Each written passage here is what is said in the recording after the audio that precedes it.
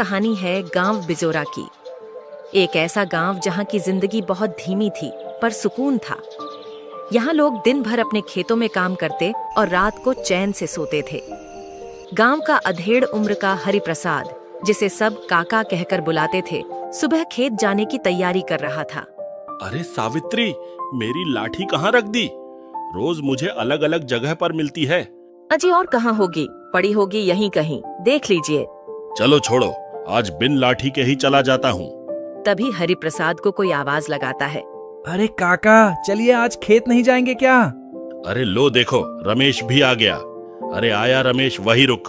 फिर हरिप्रसाद घर के बाहर आता है और रमेश के साथ खेत पर जाने लगता है। फिर खेत में आकर वो दोनों काम करने लगते हैं। दिन भर की मेहनत के बाद दोनों शाम को थक कर बैठ गए। अरे भाई रमेश, आज तो गर्मी ने बहुत बुरा हाल कर दिया है। काका, अब बूढ़े होते जा रहे हैं आप, थकन और गर्मी तो लगेगी ही।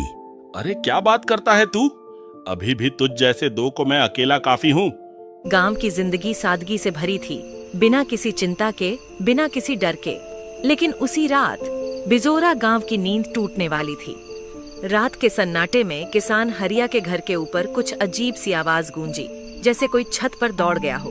सीमा, क्या तुम्हें भी वो आवाज सुनाई दी? कैसी आवाज जी? ऐसा लगा जैसे कोई छत के ऊपर से गुजरा हो। अरे कुछ नहीं, बिल्ली होगी। काफी रात हो गई है, सो जाइए अब। दोनों सो गए, पर उस आवाज ने जैसे आने वाले तूफान की आहट दे दी थी। अगली सुबह हरिया का पड़ोसी किशन जोर जोर से रो रहा था। हे राम, मैं तो लूट गया। मेरी साल भर की मेहनत के पैसे कोई चुरा कर ले गया। किशन को रोता हुआ देख हरिया उसके पास आकर पूछता है, क्या हुआ किशन भाई, रो क्यों रहे हो?